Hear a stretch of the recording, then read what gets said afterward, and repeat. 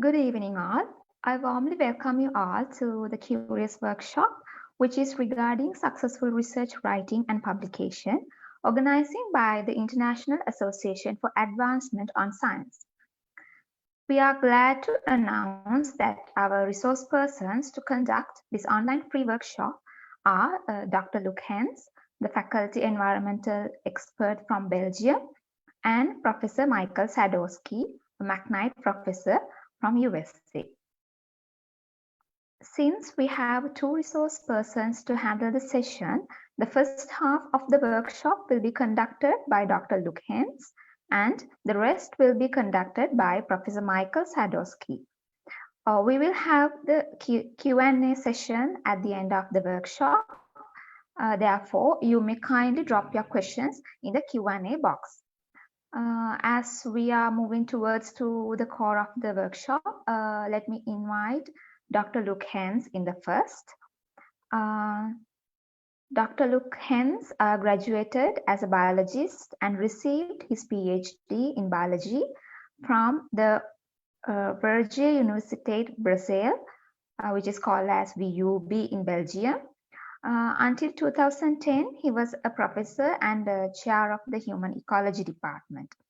He currently lectures at the Leuven University in Odyssey, the University of Chemical Technology and Metallurgy in Sofia, Bulgaria, at the National and Kapodistrian University of Athens, Greece, and at Lisbon University, Portugal.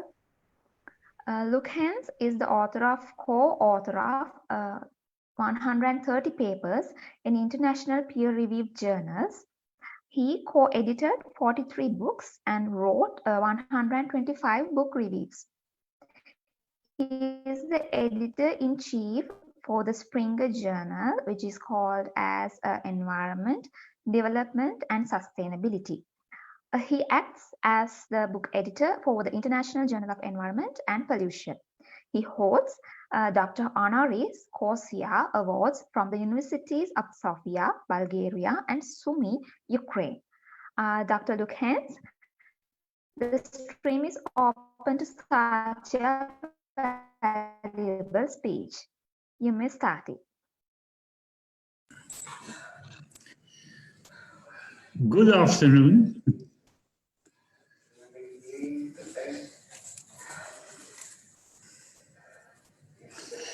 Good afternoon. I'm very glad I can talk to you at the occasion of this workshop on successful publishing also. My communication I do together or in combination with Juan Cabello from Colombia. We wrote this piece together. Actually, although there is a lot of theory, next slide, please. Yeah, a lot of theory on the subject. My contribution will be rather experience-based from the limited experience I have from acting as the editor-in-chief of this journal on environment, development and sustainability. So what I'm going to do in the next half an hour or so is tell something about the publication process, something about the review and how to review, and then we move towards the conclusions. I apologize in beforehand, Mike, if that partially overlaps with your contribution, but my impression is that we will survive the next hour or so. So next slide is about the research process and about indicating that actually publications, which is the end of a research process, should be integral, should be an integral part of it on which we think from the very beginning. We prepare a research project in terms of content and in terms of finances as soon as we see the opportunity for that. After that, there is the execution phase where we do the experiments, collect the data, and statistically treat the results. And then there is a third phase in which we think about visibility of what we have done. We will like that most people, most colleagues take notice of our research, that closely is linked to reporting, and part of the reporting are the publications we have in mind. And this about these publications that the rest of my talk will be about. Next slide, please. No. That is not the next slide is about preparing a manuscript.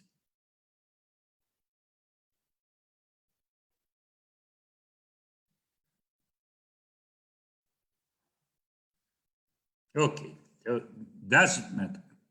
So once we have deposited a text and send it to a journal, it will be reviewed.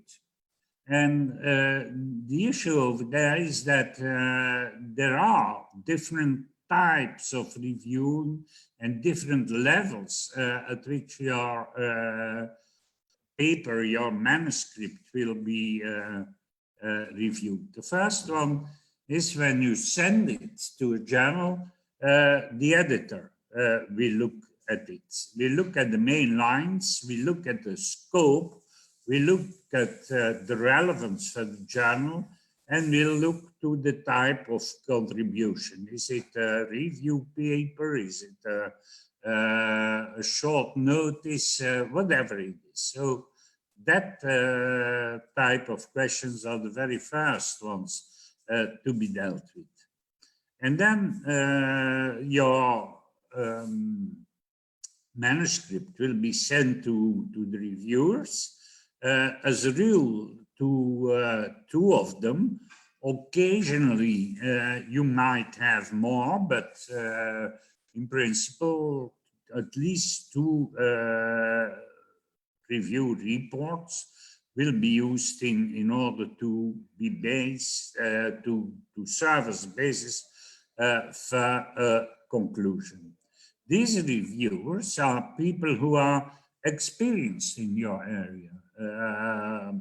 Very often, they also have published in the area where your manuscript is all about. The problem with handling the conclusions, the advice of the reviewers is that there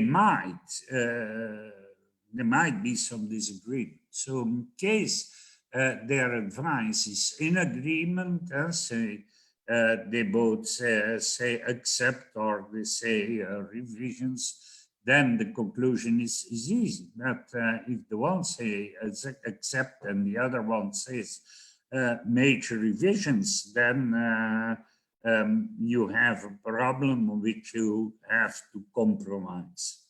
Anyway, the conclusion of this review process is either a reject, a major revisions, minor revisions, and accept. But the main problem or the main issue about it is that the reviewers will explain, sorry, in written, they will explain why they advise a major revision and on which point. So a good review is actually there in order to help the authors to improve the quality of their manuscript. The the problem or the issue is that very often people do not like to see that there are the criticisms on what they have written because the authors identify themselves quite closely with the text they have. Sorry. Get something to drink. They identify themselves quite closely with the text, and so sometimes that makes criticism and acceptance of these criticisms quite difficult. That is not the proper way in order to deal with it. Once you get the information and the reasons why the reviewers come to a particular advice, please deal with it in a professional way.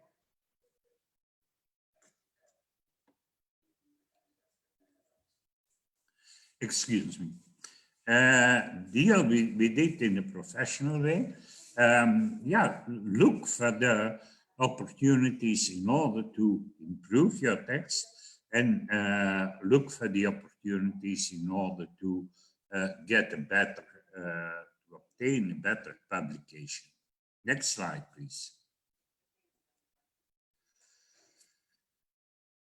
It's important to know that, or to realize that the review criteria, so the criteria the reviewers handle, are actually quite universal, and there is a clear structure in it.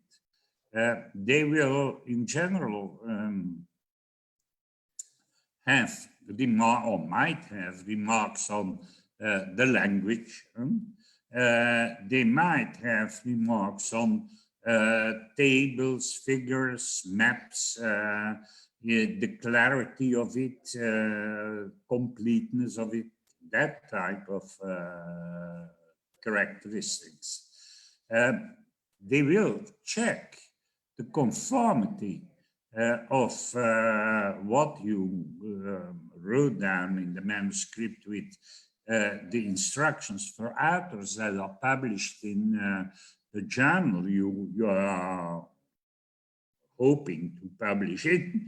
Then there are the references.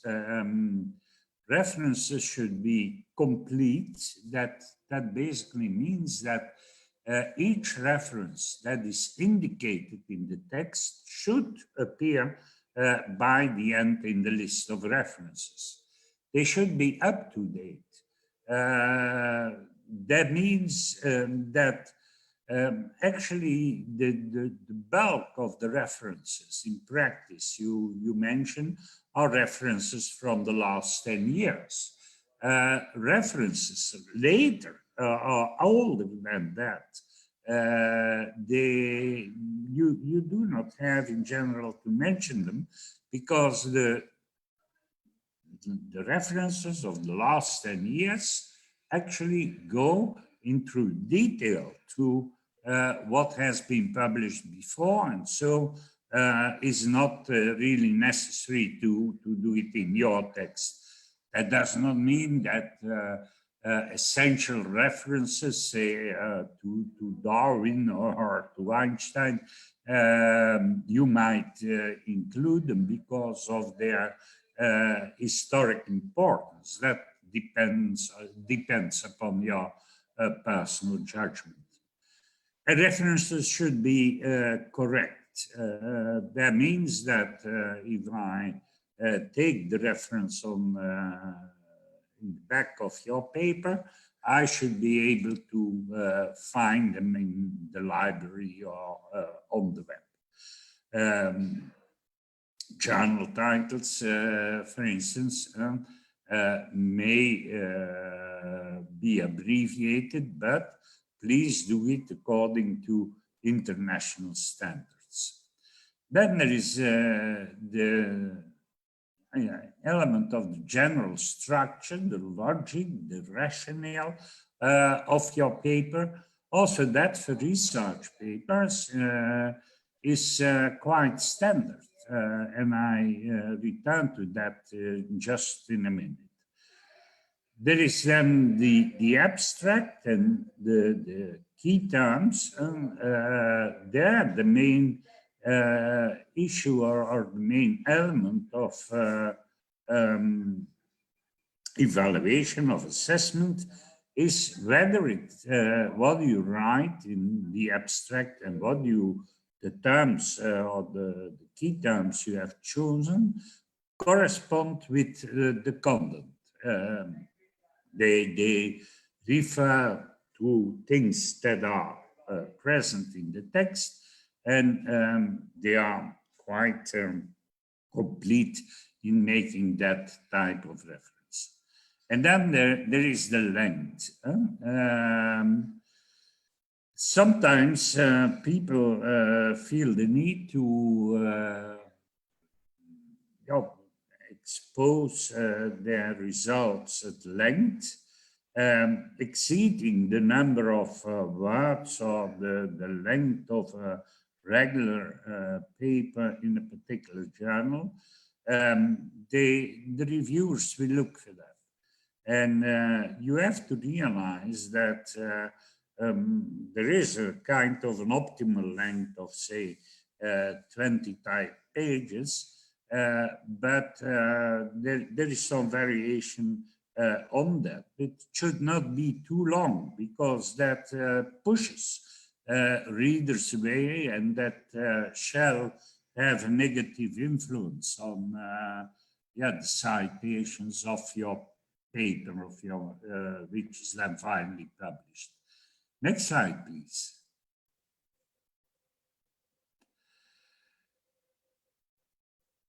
Yes, on the review criteria, other elements in the assessment by the reviewer is a particular text suitable?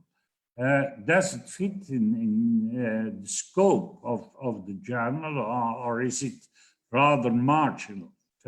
Journals, you have to realize that most journals have more manuscripts than they can publish. And so one of the criteria the editor-in-chief shall use to select them is the suitability, is this fit within the scope of the journal. If not, you are at risk of being, or your paper, your manuscript is at risk of being rejected, and that is, of course, not what you want. So please select a suitable journal. 2 is the scientific weight or the scientific importance of a particular text. Does it bring new things? Does it provide original results?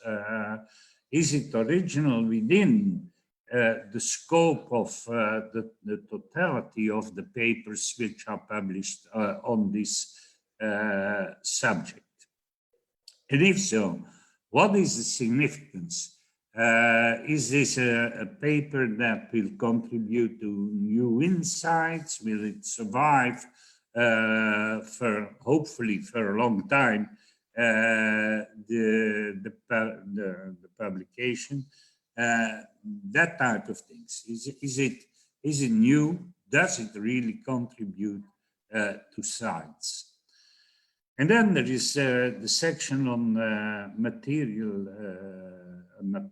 and methods. That there is quite an important one, and you see that in a lot of reviews, review reports. There will be remarks on these materials and methods section. It should be according to scientific standards, clearly. It should be according to the way the method is published in the literature. But a main criterion in order to judge your contribution is the repetition potential. And there is a more tricky aspect. Basically, it has to do with the fact that materials and methods should be written, should be drafted in such a way that I, as an interested reader, are able to redo what you have done. So that is the repetition potential. And that means that, the description of the material and methods should be complete and should be correct and should be accessible. Next slide, please. And then there is the issue of the illustrations, tables, figures, maps, all that. The point is that one of the first criteria is that they should not be repetitive. For instance, one might see that in a table, the same data are repeated as the ones which are already presented in the figures. That is not a very good strategy because that leads to overload, unnecessary overload. So the first question is there no repetition? Two is, are they all required in order to make your point or the points you would like to make in your publication? If not, then just omit them. Huh? So they should be necessary and sufficient. And then finally, both the tables, figures, maps, are there adequate legends and titles? Does the subscript clearly indicate where it is all about, what are the data that are included, and what is excluded? Repetitions. I already said, definitely for the result sections, that repetitions should be avoided, but that should be the case for the text as a whole. Next point is the missing elements. So you should describe everything that is necessary in order to have a full scientific logic, and no main points should be missing. There are a number of ethical aspects about it, about drafting a paper. The first one is on plagiarism. Some people just take whole paragraphs of already published material. In science, there is definitely a problem of amount of publications. We all have to read enormous amounts. So plagiarism, repetition of already published material is actually definitely avoidable. Most journals today apply a kind of a zero tolerance policy on it, which basically means that they don't accept any form of plagiarism. There is also a legal definition there of what plagiarism is. A sequence of 5 words, the same words in the same sequence that appears in other publications is considered plagiarism.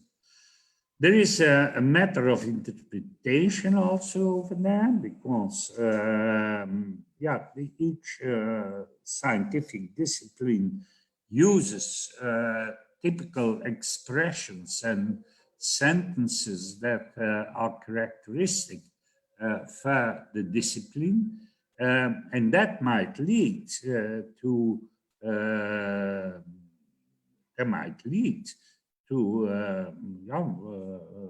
form of plagiarism that is easy to detect for the publishers.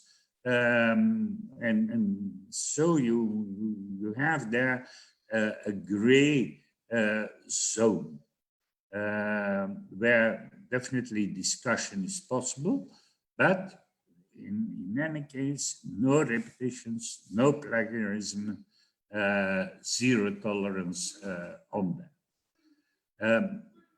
Sometimes it is indicated to reproduce a figure or a table that has already been published in the literature. At that moment, you need the agreement of the research group, and you need the agreement of the one who holds the publication rights. Next slide.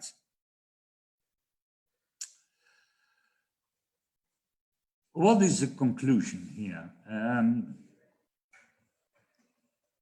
Actually, the review reports will ask themselves, or will result in an assessment of your paper in terms of excellency, good, or poor.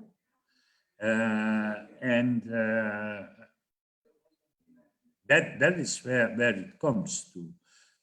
If the paper is excellent and good, there will hardly be a discussion in order to publish it.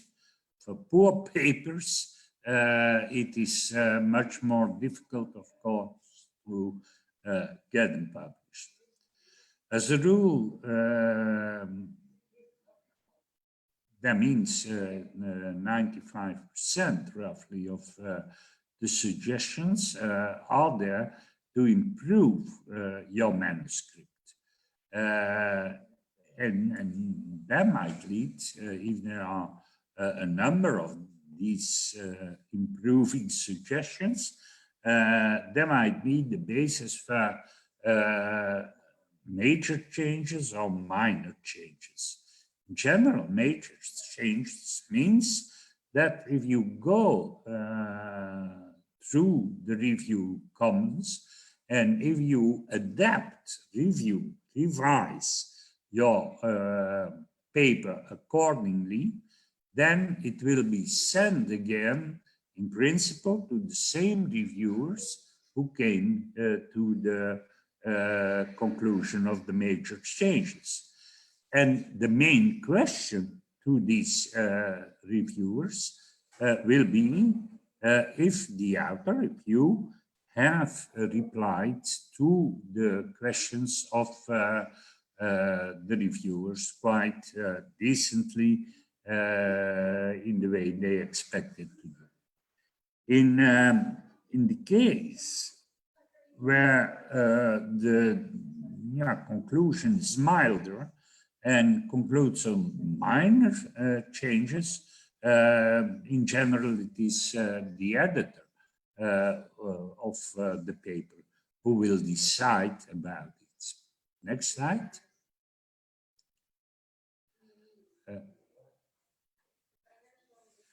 How to deal with these review comments?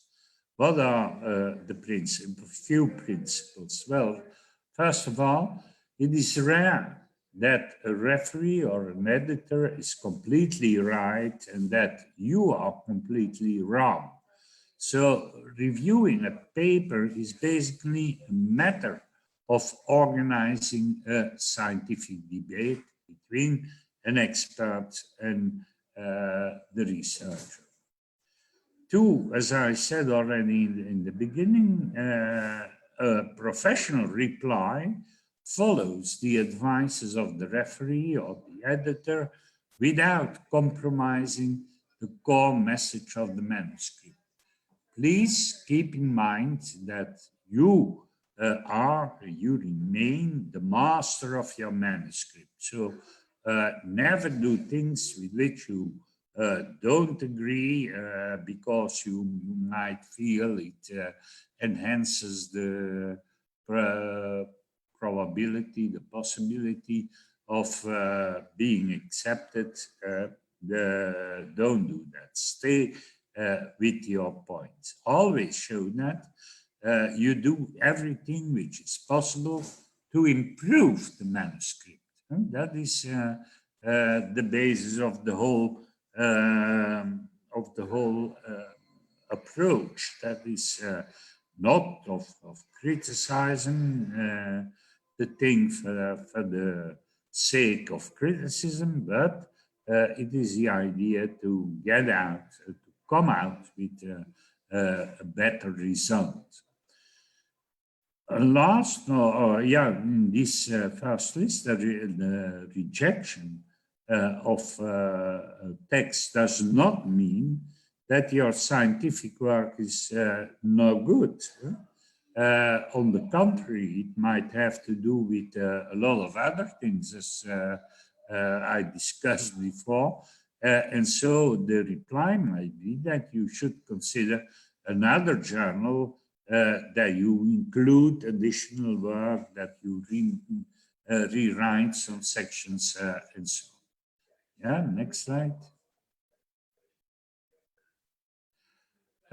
So in practice, it means that you should handle with the comments in a constructive way, even when you have a general feeling that maybe what the reviewer says is not completely right and or completely fair. But in any way, adapt the manuscript to the comments you received, and then also when you resubmit your text, you can add a letter with comment on the changes. So I did it this way because, and I did it that way because, and so on. Next slide. Next slide, please.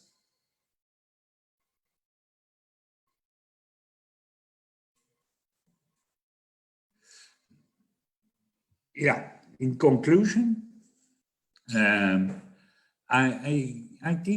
hope that I could show you that preparing and submitting manuscripts requires specific skills. The good news is that these skills can be acquired by experience and by training, for instance, by participating in writing groups, in workshops as this one, and in scientific English. We didn't discuss too much the language, but the idea behind the scientific paper is that not that you produce a text that can compete with British authors or with Shakespeare in particular. The idea is that you use a simple language, which is clear, which is correct, which is accessible. So that is relatively easy to solve. There is an important element in pre-reviewing. So all the elements I told you, which are taken into account by reviewers, also your colleagues can handle them. So that means before you submit an article or a text to a manuscript, to a journal, you might ask one or two or a few of your colleagues, internal or external, to your own research group, in order to have a look at it and to go through it.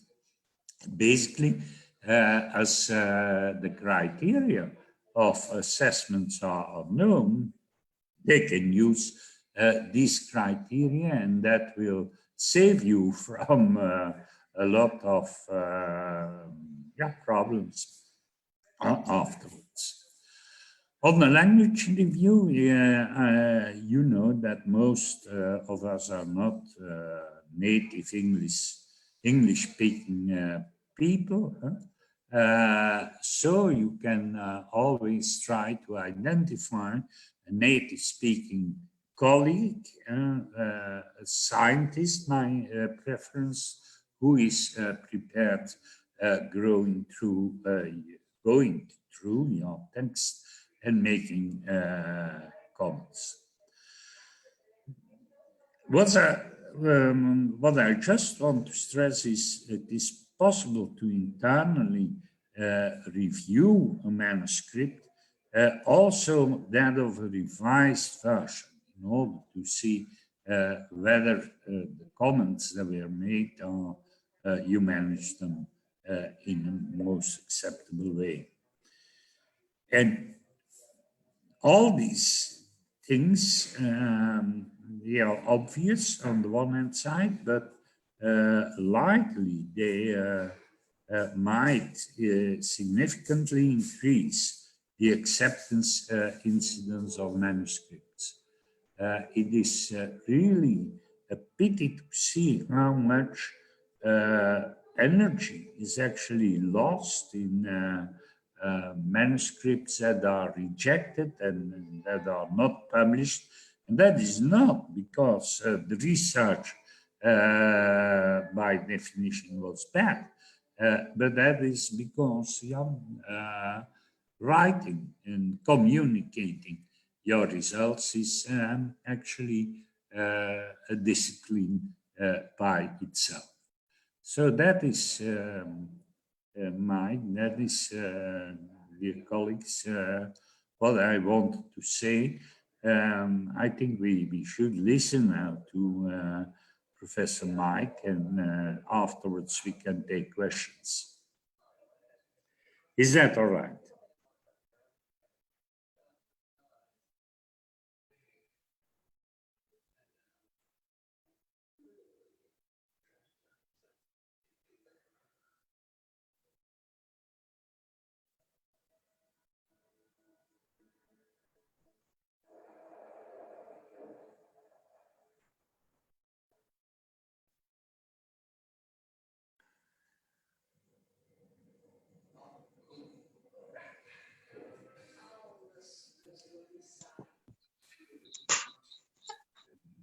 Hello, Professor. So have you finished? Yeah, finished. I think there is a problem with Professor Sadowsky. Yeah. He has faced with a power failure. So, since you have concluded your presentation, shall we start the Q&A session then? Sorry, Question and answers. Yes, yes. Hello? Yeah, please say it again. Yes, Professor Sadowsky has faced a power failure.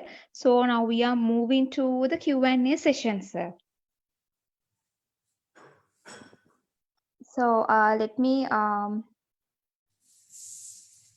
me announce a few questions that the audience asked.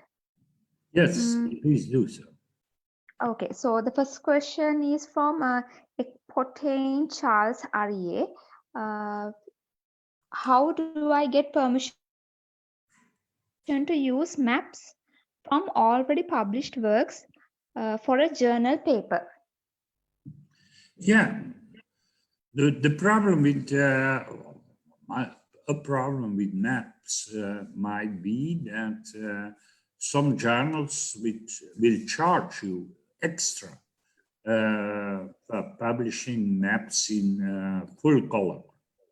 And so that there might sometimes be an element that refrains people from publishing maps. But of course, maps, in particular in environmental sciences, are very good instruments in order to combine different aspects in one overview, and so there is no reason why you should not publish maps.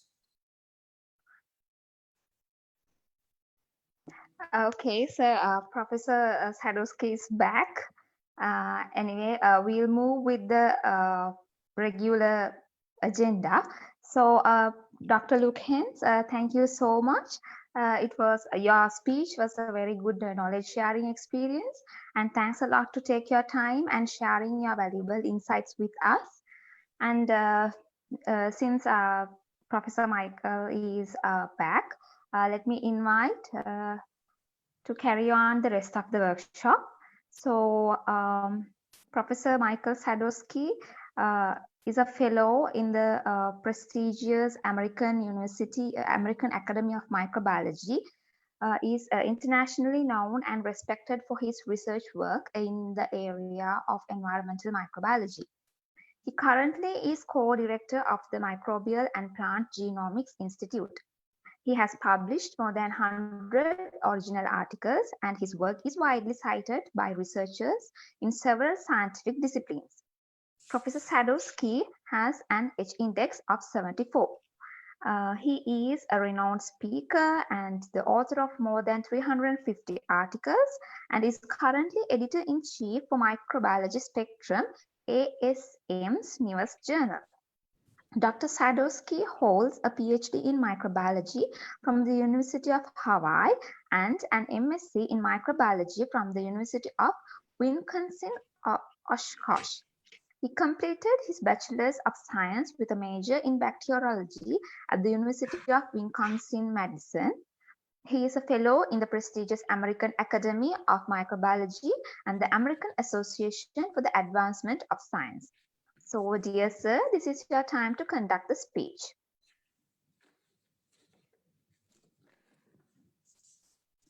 Thank you very much. I'm trying to share my screen right now. Does everyone see it? Mahisha, can you see my screen? Yes, Professor, we can see your screen. Thank you very much.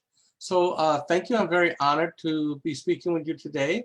And I'm a little bit sorry, but there'll be a little bit of overlap with Professor Hens, but not too much, because I'm also going to talk to you today about publishing, and I'll come across this from several slightly different perspectives. So together our talks should give you a very round understanding. So the first question I always ask everyone is, why are they even publishing?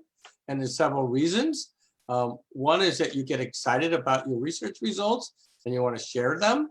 And the other one is your innate desire to educate people. And as many of you know, many of your careers could be advanced by publications.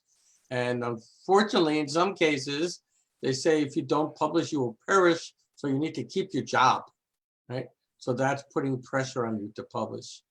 And as a good colleague of mine once said, if you don't publish it, is as if you never did those experiments, because nobody knows about those. So publishing is really important for you to do. I'd like to come across this question a little bit differently today than Professor Luc, and I want to come across it from the research perspective of why you even begin and how you begin to formulate the ideas that you want to work on that eventually you'll publish. So in a way, I'm be talking about things that occur slightly before the publication. And of course, you're really going to start with a question, or as we like to say, hypothesis, which is just a conjecture. It's a proposed explanation made on the basis of some limited evidence. So you did a couple of experiments where you have an idea and you think something works a certain way. Well, that's your hypothesis. And most solid research begins with a hypothesis, or later you formulate a hypothesis based upon your initial ideas, right? So you have an idea, you have a hypothesis. You need to see first, is this idea novel, as you heard from Dr. Luc, or is this been discussed before? And of course, you have to begin with this literature reviewing. And at the same time, as you know, these days, science is not done in a vacuum, and it's not done by yourself in your own laboratory. It's done with many people, with many disciplines. So at this point in time, it's good to see if you need to have others help you in your research endeavors. So these are people who will eventually become co-authors on your paper, and you need to understand and agree on who will do what and when they'll do it and in what order. So once that's over the way and you think your idea is novel, you might need to actually do the research before you can do any publication. So to do that, you need to write a research proposal and apply for funding. And many of us don't have the opportunity to do just what we want. We have to obtain funding to do it. So you'll need to design a study and choose a method and think about your study design. And if there's anything to do with humans at all, then you also have to have ethics discussed in your study design, especially about getting approval from people to do research with them. So for me, the most important aspect before you write a proposal and before you start to go on to actually doing the research is that you need to make sure that you're asking the correct question that addresses your hypothesis. And many people have trouble doing this because their ideas are being formulated very rapidly in their mind. And in many ways, it's hard to actually get the specific question out and not muddle it with other questions. And the question that you're asking that addresses your hypothesis can't just be something trivial to you. It must be that many people are interested in this kind of idea. Otherwise, you're not going to get funded to do it. You can't write the research paper, and then no one will ever see your idea. And the other thing I'd like to tell people is that your ideas cannot be a fishing expedition. And by with that, I mean, you cannot just say, let's see what happens if I look in this place, okay? Because there's a lot of places to look. So you really need to have a question. And you can't just obtain the question by looking at data that someone else obtained. You have to really put a lot of thought into it. And in fact, your hypothesis and your question is probably the most important thing you can do before you even begin.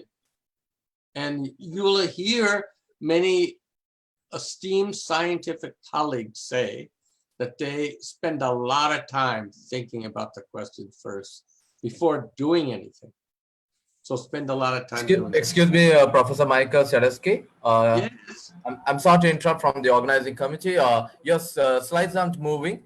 Could you please move on to the slideshow mode so that the audience will be able to see your slides moving? My slides are not moving? Yeah, it is static.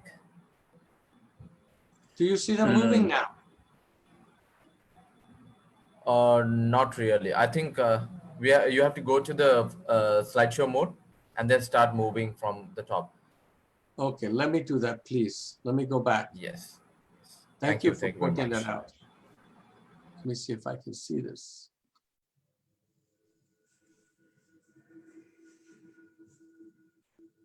Bear with me a second, please.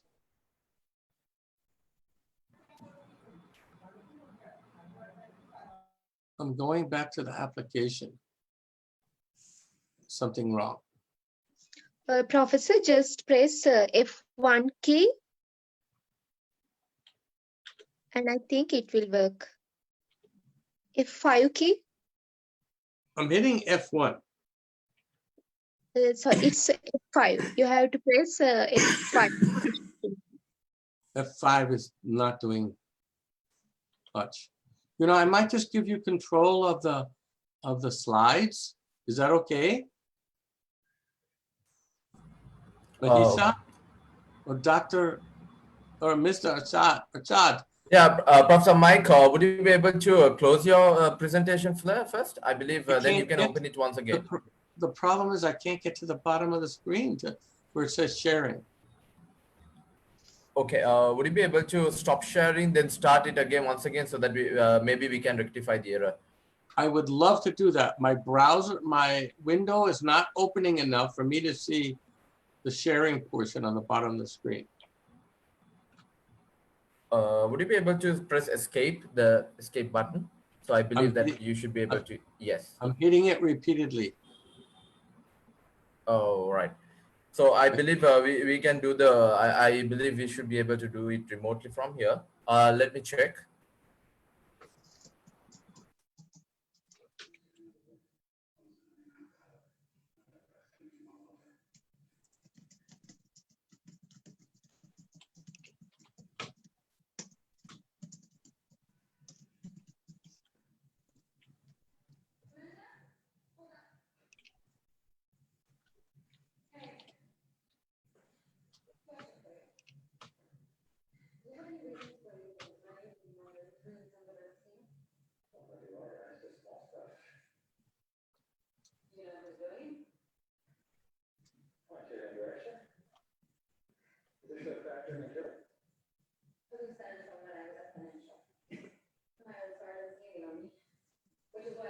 Ah, okay, I have it now.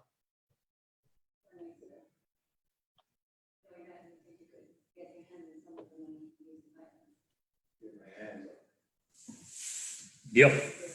That's Can you see my slides? Now I feel it's fun. Yes, we could Yes, see. we All can. right. Okay, that's great. Are they moving? Yeah. Ah, good. Okay, sorry about that little issue. Okay, Mr. Professor, please continue. Thank you. Thank you for pointing this out. Okay. So as I just explained, the most important aspect of any of your studies is to address your hypothesis. And the idea is that you want to ask a very specific question. You want to ask a question that many people are concerned about, not just you. And I said, you can't just have fishing expedition. You can't just say what is going to happen here, but you have to have a very strict, exact, and specific question that your research will address. Okay. And then you need to think about your question and kind of even focus it even more. So I use the literature as a guide to address the questions of, is it novel? Which means you must do a very thorough literature review. And you need, again, discuss these ideas with your colleagues and your co-authors and define what data you expect to find from these studies. And the question that we tend to have a lot, and I don't know, my slides are moving by themselves now, is that we need to focus. My slides are moving by themselves. Can you see that? Yes, Professor. Right. Now try moving the slides. Oh, did you take control? Not really. No, we are not in control. Okay. I think I have some technical issue. Can you see my slides moving? Yes. You have to click it one by one, sir. I'm trying to do that, but it's moving. Okay. So then I said you need to focus, refocus, and refocus your question, always getting much more specific. Now, one of the big issues you have when doing any type of research that is involving data acquisition is this issue of bias. And we don't like to talk about this because we tend to think that we're not very biased, but we all are. And there's 5 different types of biases we have to worry about. This is where your own ideas get in the way of capturing authentic, high quality data. So one is the sample bias. Am I only looking at a small sample set?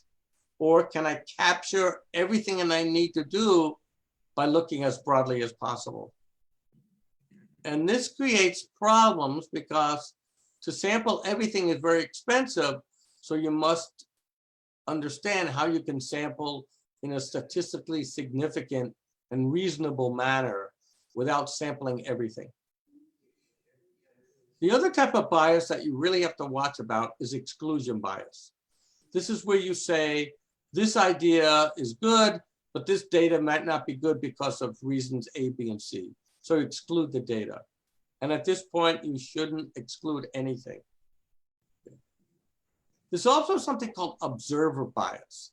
Everyone has that. If I show two people two different things and say, what did you see? We might get different interpretations of what was seen.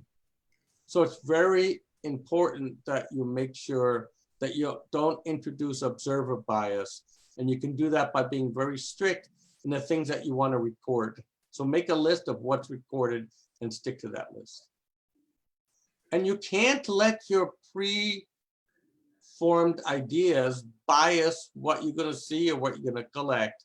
So that's called prejudicial bias. Again, you can't have any ideas of how things are going to be while or before you're collecting the data. You just collect the data and see what the data tells you. And then lastly, you have to make sure that your tools of measurement are specific enough so that you're not creating measurement bias. So if you're trying to weigh something to the microgram or milligram on a balance, you can't use a 1 kilogram balance because you'll have measurement bias. So you have to make sure that your measurement are proper for what you're trying to actually see, right? So you have to have the right tools. Now, Dr. Luc already went through this about writing a paper, but you can also say that this is for also writing a proposal. And if you're writing a proposal, then you need to define the research question and the hypothesis. And all the time, as I'm thinking about this, I'm thinking about where do I want to publish it? What is the audience that are interested in this type of material? And I kind of think about this before I even begin a lot of the research, not the other way around. I don't generate the research and say, oh, what journal might take this? Because there's so many different journals. I might want to say, I would like this to be a more microbial ecology or a more human physiology study. So I'm going to be obtaining this data ultimately to publish in that type of journal. So the most important thing again is what's the story you want to tell. And I tell everyone that writing a paper, writing a proposal is like telling a story. And all stories, of course, have a background, a beginning, a middle, and an end. And of course, the introduction is what is known and what is not known. You want to keep your introduction brief without going back, as Dr. Luc said, too far back in time, that you want to keep it relevant.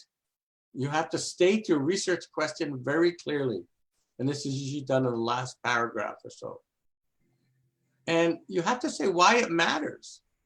What will be learned by your research or your studies? Who cares about it and why? And as Dr. Luc already said, you want to make sure that we don't plagiarize. And plagiarism is also yourself.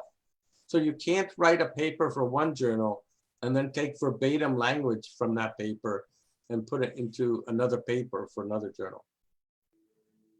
So the materials and methods section, Dr. Luc already talked about a little bit. I like to view the materials and methods section more like a recipe, and I don't get into any other detailed things. You don't want to interject any of your own ideas or thoughts into this. You just want to say, what did you do? How you did it? Like a recipe. And you want to talk a lot about your sampling and your analyses. If you use already existing methods, just reference them. If there's a human study, you have to talk about the ethics part of it. A lot of times you'll need statistical methods, so you have to discuss that. And nowadays, to publish a paper without depositing your data is near impossible and not looked upon fondly. So you really need to deposit your data in some place that other people can get to it to analyze this data their own way, to look at what you did, or to use it for a totally different purpose that you didn't think of. and that's acceptable. And of course, Dr. Luc already talked about the research, the results section, and providing the figures and tables and not being repetitious. Not only can you not be repetitious about putting the same data in tables and figures, you can't use them from other sources before.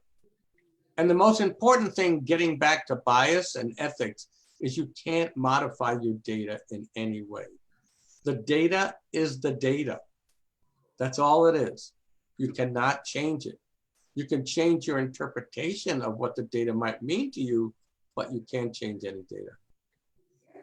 Now, probably the hardest part for most people to work on is in their proposal or their research paper is a discussion section, because they tend to repeat the results and the principal findings, and that's not the purpose.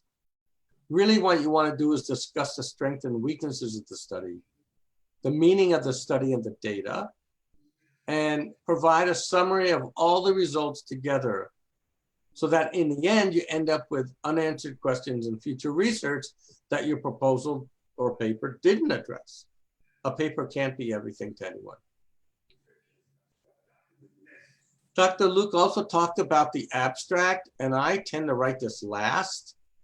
Some might be structured now, and many journals are coming to that, where they have the objective, the design, the conclusions, and some overall statement. The idea is to keep it very brief. Most journals have a word limit, anywhere, I would say, from 25 to 200 words.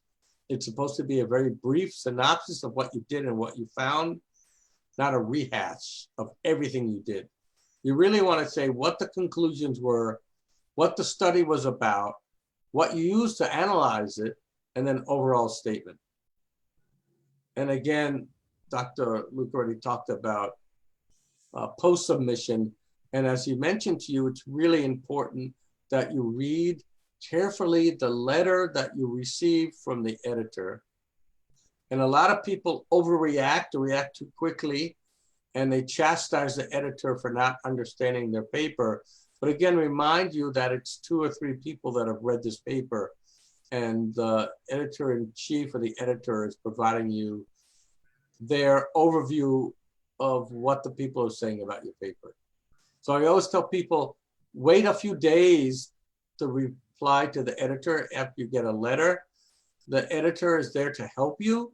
The comments that are raised by the reviewers and the editor should be taken very carefully, addressed in a point-by-point manner. If you want to revise your manuscript, and if everything's good, then you can enjoy your ultimate acceptance. But don't take haste by chastising the editor. Another thing that I have that I find quite often as an editor-in-chief of journals and on many editorial boards is that people often don't read the instructions carefully. And this is both for a publication, for a paper, also for a proposal. You really need to make sure you could adhere to all the requirements. You need to provide all the information you can so the reviewers can read this and understand. You have to make sure your references are organized and cited correctly. Some journals cite by year, some journals cite by how they appear in the paper. You just need to follow it. And you need to carefully follow the format. And I'm sorry to say that there's no universal format for citations. Someday maybe there will be. And until that time, you really need to follow their instructions carefully. And a lot of times papers will be returned to you before it's even sent out for review because you didn't adhere to the requirements. You also need to supply top quality figures and tables that are not done hastily. In many cases, I'll print the figures and tables out and I'll ask other people to look at them.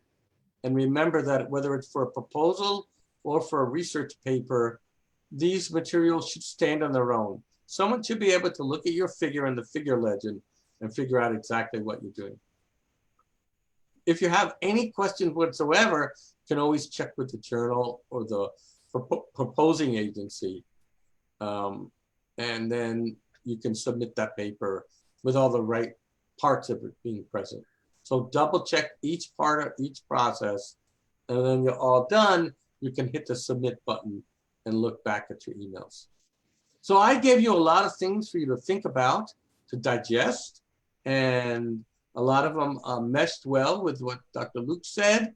But together, I think this provides you with a package of what you need to do to publish a paper, to write a research proposal, and do research.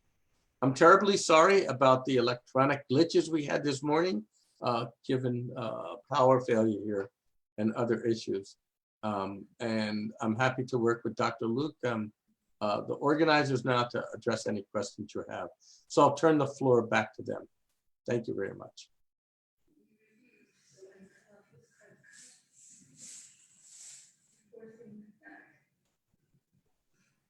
Okay, thank you very much, Professor Sadowsky.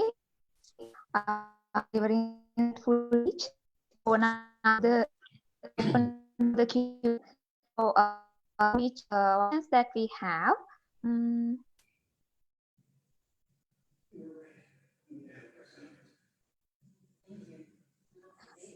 There's a question to Dr. Luc Hens from Kasuni Arachige.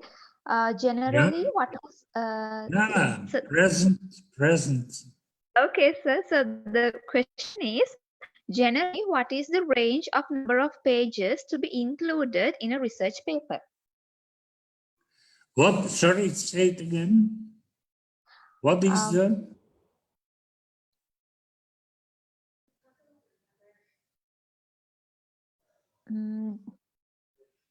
Generally, generally, what is the range of number of pages to be included in a research paper? Well, that might differ, but research papers should not be too long. You can see that from the papers that are published in the journals. It is very exceptional when papers take the format of a course or whatever and not too long. So be short, be comprehensive. In general, I do not know by head the number of words that is indicated, but many journals give a kind of instruction about the number of words that should not be exceeded. So if that is the case, and you find that in the instructions for authors, then please stick to that. In practice, you can say that the text as such, that means from the abstract up to the discussion, should not exceed 20 typewritten pages.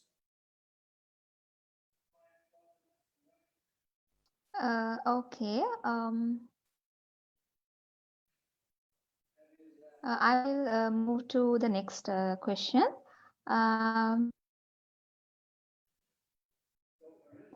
This question is for Professor Sadowsky from Florian Mobo. How do we distinguish a predatory journal? That's a great question. So many journals are, so there's several different types of journals coming from different types of organizations. Some are considered society journals. That is, there's a general society which is publishing this material for the benefit of all of its members. So for example, the American Society for Microbiology, the American Society for Virology, they all have their journals that are from themselves. Then there's journals that are published from an organization whose main purpose is, in a way, to get funding. And these are generally termed as predatory journals. The quality is not as high maintained, and the main purpose is for doing that. You can just simply Google the name of the journal, and it will tell you whether this journal has been regarded as a predatory journal or not. If they don't care really about the quality of the research, they only want to obtain large amounts of money to publish, then I would look elsewhere. It doesn't matter if you call them predatory or not, just look elsewhere.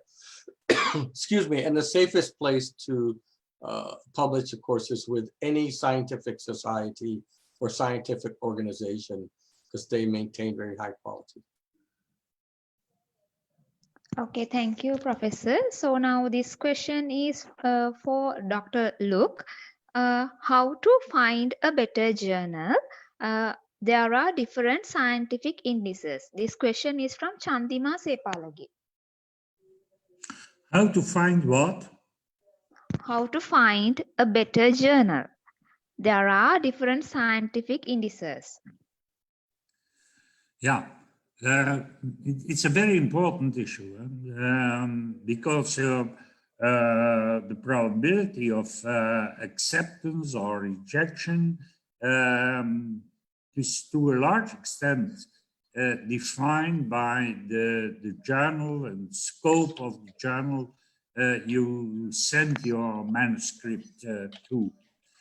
How to define it? Well, in general, the first rule of thumb is that you know the journals who published most of the literature you need for your own paper. So these journals, you often find relevant papers to your research. That's a very good indication as a first indication for selection of the journals. Nowadays, you know, big publishers, they publish different journals, and they, on the other hand, they also have networks of journals.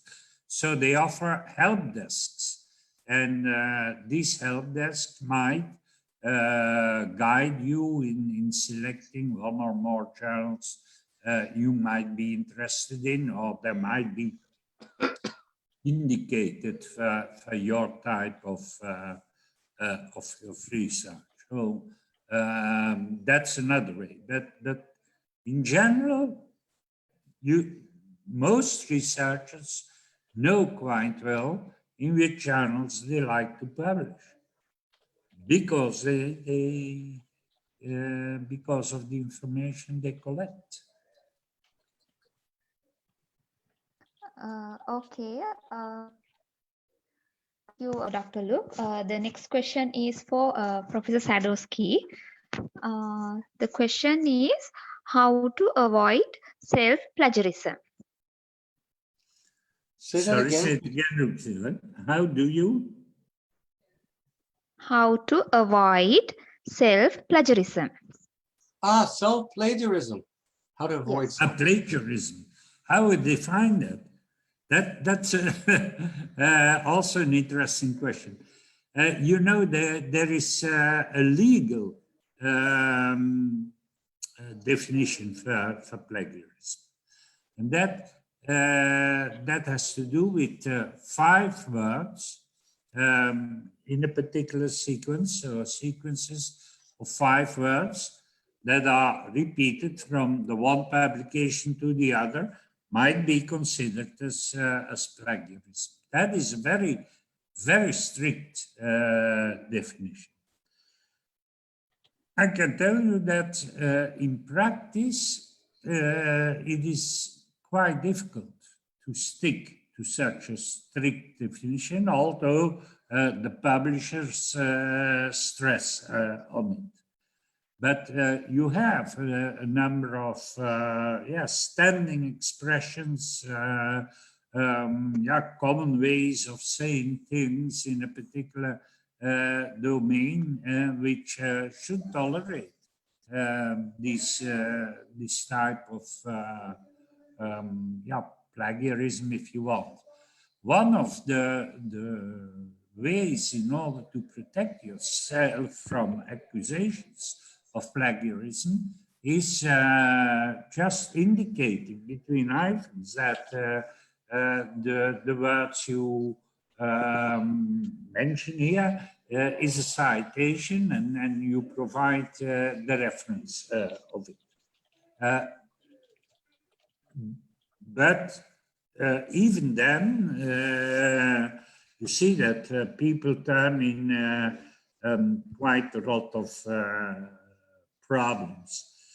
I can tell you from practice what we do, but don't tell other people. But for envy, so Springer controls, and they use a program that is called Authenticate, but there are different programs. Part of them are also available for free on the web. But so Springer, they go through the text and they provide you a value, a percentage value of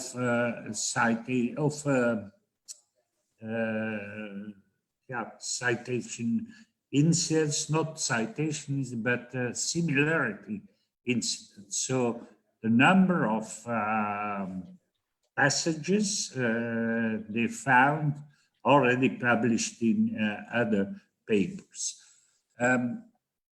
As I said, in theory, this should be 0. In practice, it is not. We tolerate for our journal a 12% similarity index. That allows solving a lot of problems. Nevertheless, there are a number of problems which remain. The most frequent ones are with thesis works, PhD thesis works, or master degree thesis works that are more and more by university published on the university website. And so the program identifies then these similarities and recognizes them as similarities and plagiarism. So on the other hand, it's quite a difficult issue for us, because it is quite normal that you publish results from your thesis, whether it is a PhD thesis or a master degree thesis or a postgraduate thesis. It's quite normal that you publish these results afterwards as a paper. But to the best of my knowledge, there is no there's no final solution to that type of discussions. But the general rule is 0 tolerance towards plagiarism, and they are documented in the literature. A number of juridical case studies where publishers, where authors also were forced to pay debts because of using fragments of what other people have already published. Okay, thank you, sir. Now, the next question is for Professor Sadowsky. What is the difference between review paper and meta-analysis? Say it again, review paper and, I'm sorry, what? Meta-analysis. Meta-analysis, okay. So, all right, thank you.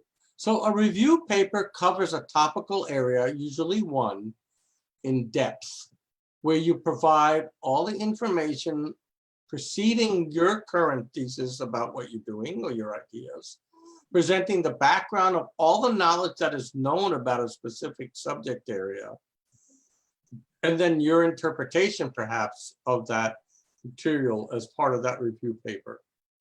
Generally, review papers do not cover data reanalysis, although they can. In fact, some review papers talk extensively about other people's analyses.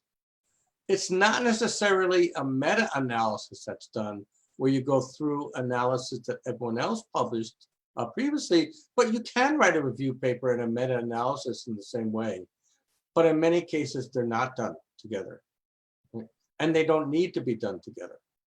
So if you would like to do a meta-analysis of all the data that covers a certain area of interest to you, you can do so in a non-review format, in that your paper will have its own introduction, its own methods, its own results section, its own discussion section, which specifically addresses the meta-analysis you're doing, and not what was done in the broader sense in the past and all the papers that preceded this in a specific topic area.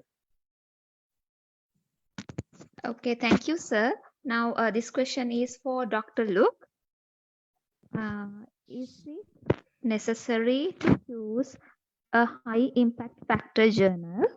Can you give some tips on choosing the journals for the first time researchers? Shall I repeat it, sir? Tips for choosing it, it's a bit difficult. Once more, probably the best tip I can give you is, if you do research and you have to describe it in your thesis, or you have to talk about it, then you provide the context of the literature in which this research fits. That literature is published in journals, and that indicates which journals are interested in your research. That indicates in which scope of which journals your research fits. And so very often, definitely for young people, please try to publish in the journals that already published part of the research field you are active in.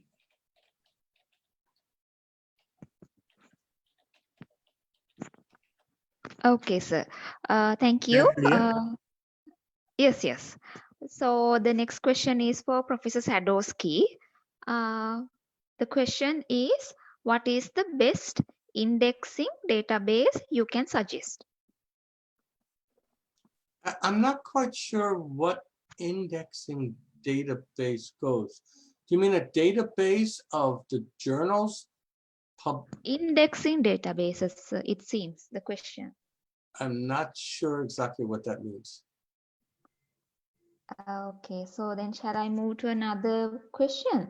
Yes, unless the person asking the question can maybe send you another email. Let's move on, please. Okay. How can we determine if the sites we publish our works are legit and not predatory? Does open access equate predatory? So open access itself does not mean it's predatory. And many very good and reputable journals have open access policies. Some of them, in fact, have two policies, one for non-open access and one for open access, and a cost is a cost differential. So just because it's open access does not mean it's predatory. Although I should say that most predatory journals that I'm aware of are in fact open access, and they make a large amount of money by publishing in that particular format, but they're not mutually exclusive.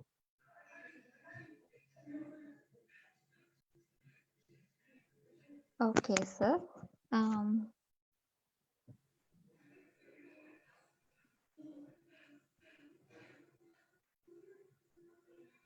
Do you mind if I address a question by Hassan Saqib Yeah, about sure, sir.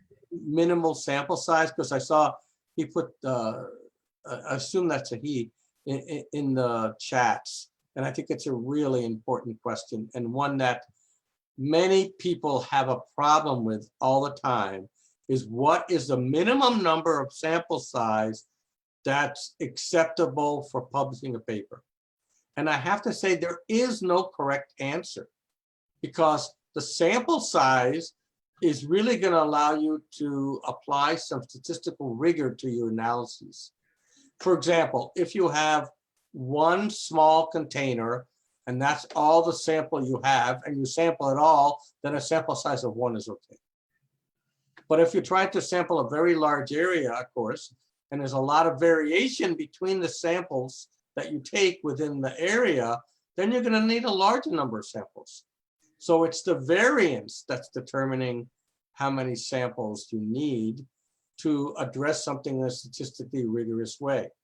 So when we typically write that something has statistical significance, it's usually referenced to a probability value, and that's again reference to the variation one sees in obtaining something that's probabilistically correct. So there is no correct answer. Generally, if you're going to use what's called parametric statistics, a minimal sample size of 3 is required to do any of those type of statistical analyses, like analysis of variance, F-testing, and so forth. You'll need a minimum of 3. And again, the difference between a sample N and a methods N are different. So if you take one sample and divide it into 3 and do 3 of the same test on it, it's not the same as having 3 independent samples. And that's what you look at, the independent samples. So to do any accurate statistical analysis, you generally need a minimum of 3 samples. But you might need more, depending upon the variation of the data between the samples. Okay, so thank you. Next question is for Dr. Luc. First author and corresponding author, which one is having more importance? Oh, I should not know in general, but let's say that the general rule is that the leading person who executed the research is the first author. Very often, that is also the person who drafted the text of the publication that is coming up. The corresponding author, that might be a matter of discussion, but very often it is the first author. If it is not the first author, then this might have to do with practical reasons. That is that, for instance, the fifth author or so in the series might be better placed in order to collect the correspondence on a particular paper than the first one. And then, but there is no hierarchy among the first author or corresponding author or whatever other authors might be. The corresponding author is in general maybe a matter of practical issues. I agree with Dr. Hens. And nowadays, many journals, in fact, asking you as the author to put down what the roles were in the creation of the manuscript. And some of that is borne out later in so-and-so wrote the manuscript, so-and-so had the idea, so-and-so published the work, and so forth and so on. Okay, the next question is to Professor Sadowsky. Can a person with no affiliation with any academic institute publish a review paper? And the answer is absolutely yes. There's no requirement that you work for a specific organization or have an affiliation with a company or affiliation with a university. You can write a review paper. But just remember that many review articles are requested by the editor of the specific journal. And there'll be a lot of those, a lot less of those than those that people just write themselves and then try to shop around. There's also an issue of paying for the publication. And many journals, in fact, have a policy of reducing or eliminating the cost of publication if you do not have an affiliation or a grant to pay for it. But before you write a review article and shop it around without any affiliation, or even if you do have an affiliation, it's really important that you check with the editor of that journal or the journal section to make sure that they're accepting these types of review articles, because many are actually asked for by the journal. So that they follow a certain topical area. Some journals like my own have multiple papers in the same issue about the same topical area. So it's really important that you converse with the editor to see if they'll even allow submission of what's called a non-solicited review article. Okay, thank you, sir. The next question is to Dr. Luc. How to assure that the literature to be reviewed valid? Sorry, the line is not very clear, Lucia. Can you repeat your question? How to? Okay. How to assure that the literature to be reviewed is credible and valid? Whether it's valid or not, that is merely a discussion on which the author should decide. I mean, in scientific question, you should not include Mickey Mouse or whatever side information might come up. So whether it's valid is up to the author to decide, and it should be to the point. What the other aspect, as far as the other aspect is concerned, the credibility of the publications, to a large extent, this is determined by the quality of the journals where it is published in. And that relates also to another question I have seen passing by meanwhile, but an indication for that aspect of reliability is the impact factor of a journal. The impact factor is an estimation of the impact a particular paper might have on the scientific community and the research area you're working for, or you're working in. The impact factor is determined by the number of references from other people to your paper and to a particular paper in a particular journal.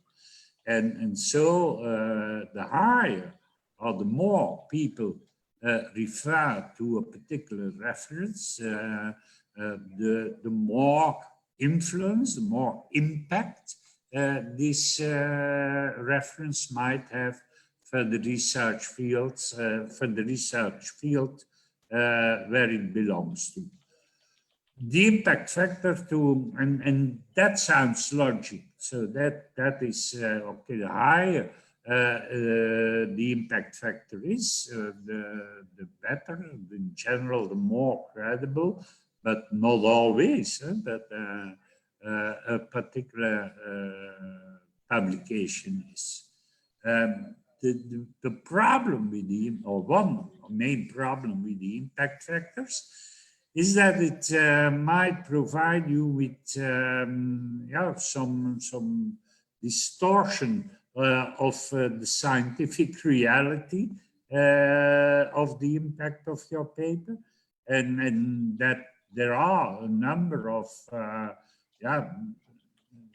often hidden choices that are also influencing the impact factors. But in general, you can say that paper published in the Proceedings of the National Academy of Sciences or in Nature or in the Lancet are credible papers, although there are for each of these top-level journals cases where the publication didn't prove credible afterwards. Okay, thank you, sir. Professor Sadowsky, how to increase the acceptance of the journal? How to increase the acceptance of the journal? I think you mean by the journal. Yes, sir, I think so. Yeah. Okay. Yeah. Well, again, it's all those elements that come together. If you have a very important question that is of concern to many people, you addressed it in a hypothesis-driven way, your methods are solid, and your analyses are solid, and your results and discussion are in order, those are things that the editor is looking for, and will lead to a very high-quality paper. It's not the responsibility of the reviewers to accept or reject your paper, but it is that of the editor to do so. So you need to really play to the reviewers when you're writing your manuscript to make sure that you address all these key questions and do so in a rigorous manner. And in doing so, then you'll have increased acceptance. I think the main issue I have with many papers is that the experiments were not done in a rigorous manner. They lacked adequate controls, and the manuscript was not written well. And so altogether, those tend to lead to rejections of manuscripts. If you write a solid paper with good data, good analyses, and good interpretations, you'll always get accepted. Okay, thank you, sir. Dr. Luc, while publishing these days, researchers tend to separate the objectives of one research into different publications. Is it really an acceptable way of publishing?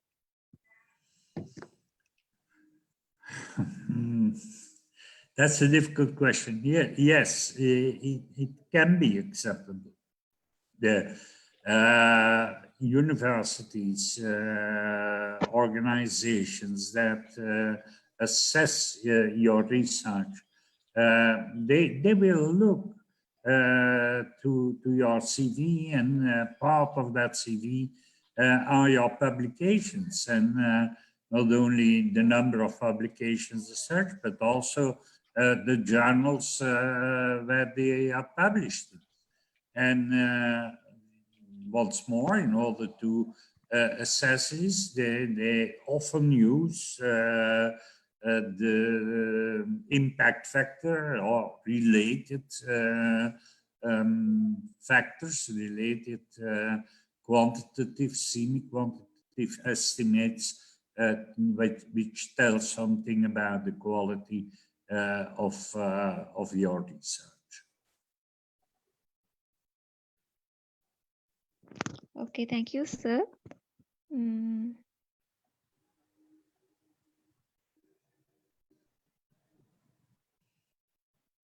Okay, this question is for Professor Sadowsky. Which tense, past or present, etc., should be used in the results and discussion section of a paper? So the results section, at least preferred by many journals, is written in the past tense.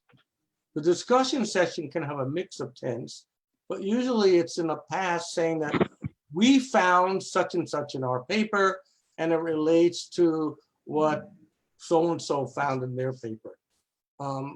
Generally, as I said, the results should be in the past tense, but there are cases where you can talk presently as well, okay? So there's not 100% correct answer. Okay, thank you, sir. Dr. Luke, what is the most important rule needed to be followed in publishing a scientific paper?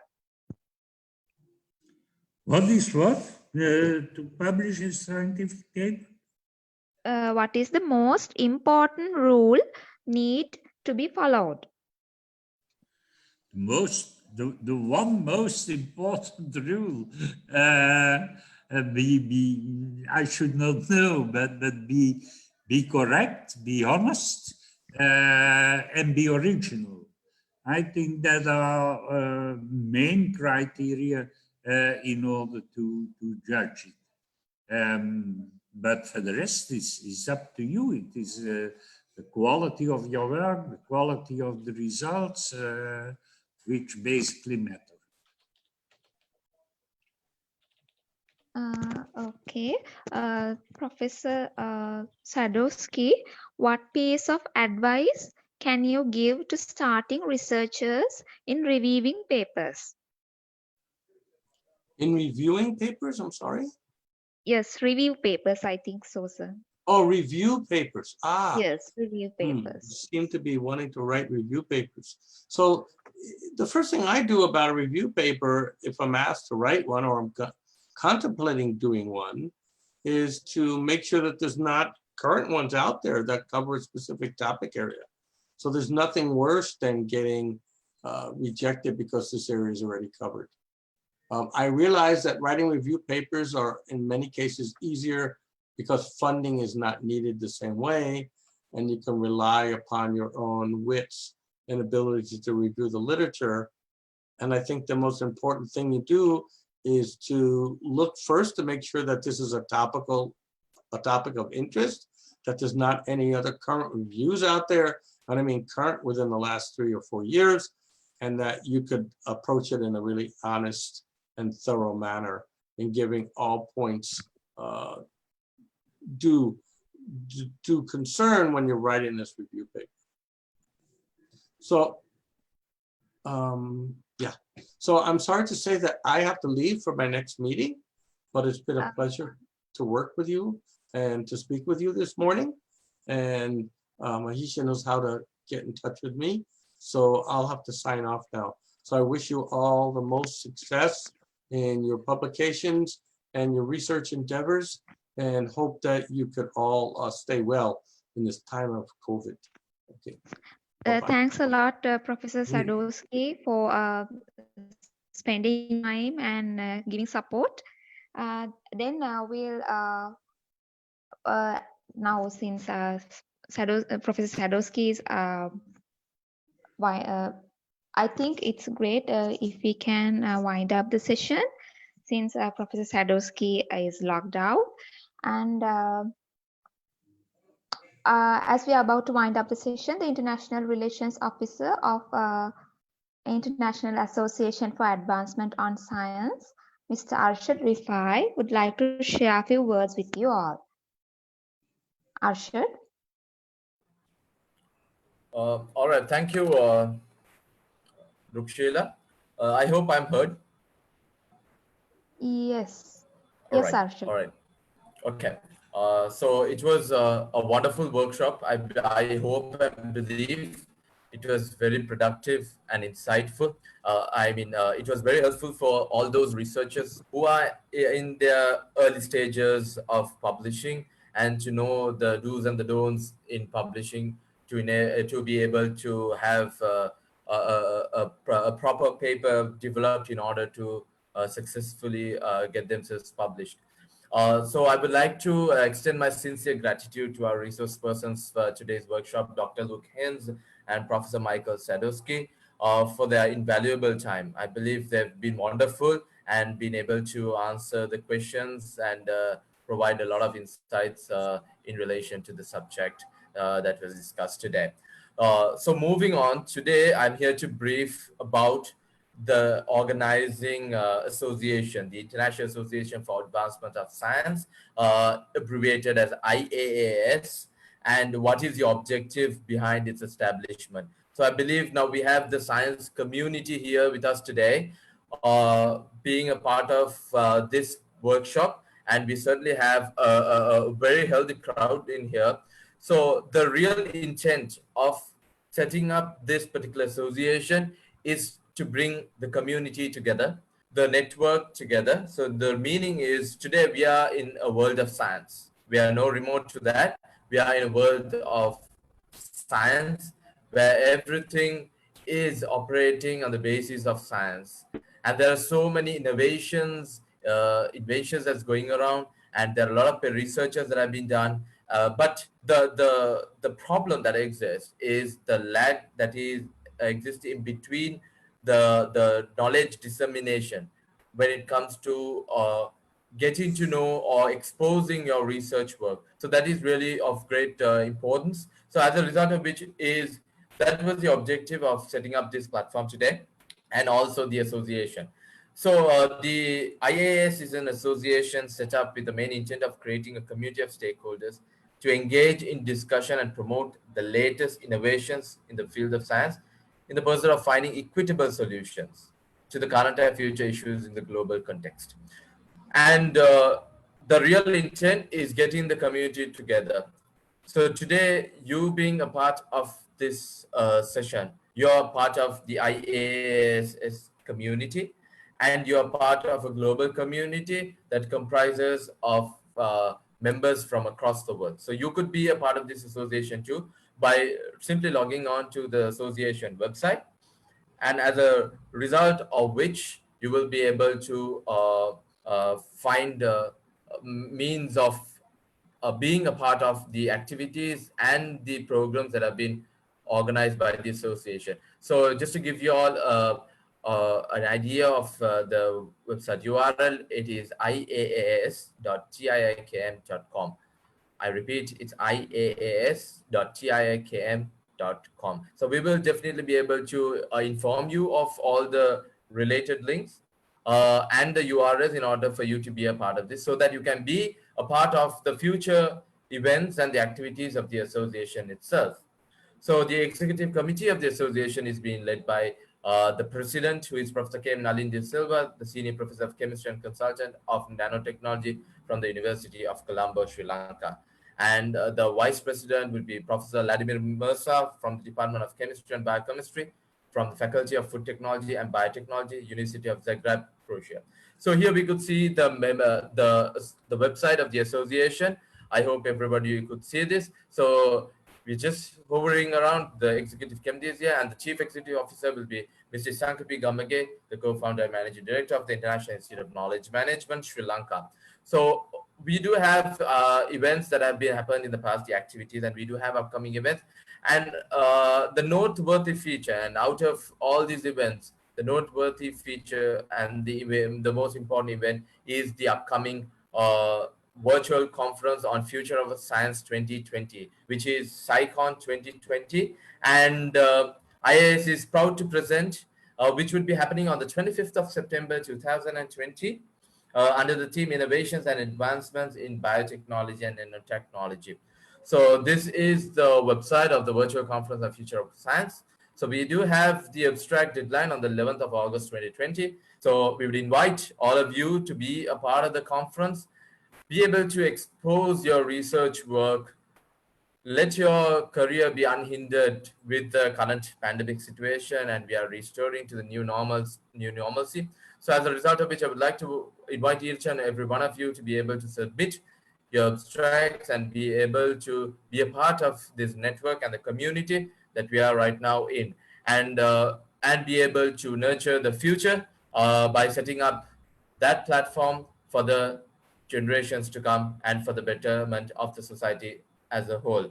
And the keynote speakers would be, the keynote panel will be represented by Professor Dr. Vladimir Mersa from the University of Zagreb, Croatia, and Professor Hiroshi Furuta from the Kochi University of Technology, Japan. And in terms of publications, we do have a special issue with the NOICS journal. So you would be having that avenue for you to submit your paper presented at the conference. And also we have the conference proceedings with an associated ISSN, and the book of abstracts which will be published with the associated ISBN as well. So we would like to invite all of you to be a part of the association. So for membership information, we will be in fact sending via an email all the relevant information post this session as to how could you be able to be a part of this association. Also, if you are interested to be a part of the virtual conference, which I believe would be helpful. It would be a gathering that comprises of scientists and academicians, the professionals in the field of science. So we have had a couple of questions, I believe, in terms of the PowerPoint presentations of our presenters for today would be shared. So we would we will be sharing it upon the receipt of the consent from the panelists for today. And you could have more information in terms of the association and the virtual conference and the upcoming events as well, and all recordings and all in terms of the particular session will be shared in the Facebook page, which is the World Science Community page. I repeat, it's the World Science Community Facebook page. So now I believe now you'll be able to see the World Science Community page. This is the Facebook page, and you shall be kept updated from the latest information in relation to the world of science and also the upcoming events. And you can be a part of this particular network and be posted and updated with the latest information in the world today. So I would like to again sincerely extend my gratitude to Dr. Luc Hens, and it was and Professor Michael Sadowsky, because it was indeed a privilege for us to have you both today joining for the workshop as a means of enlightening the young researchers to be able to publish or to be able to be encouraged to come forward and publish, and the tips that they actually require in order to be successful researchers and to come out with flying colors. So thank you very much, Dr. Luc Hens and also Professor Michael Sadowsky. It has been wonderful to have you both here today. And last but not the least, our audience for today and our attendees and all those who are watching us live, thank you very much for joining us today for today's session. And thank you, Rukshila, for having moderated to this session, and also the team of IAS for putting up this workshop. So we have more programs and activities coming up, so stay tuned and look forward to seeing you all sooner in the next agenda. Thank you very much, and wishing you all a very good evening. Thank you very much. Thank you for the invitation and the opportunity.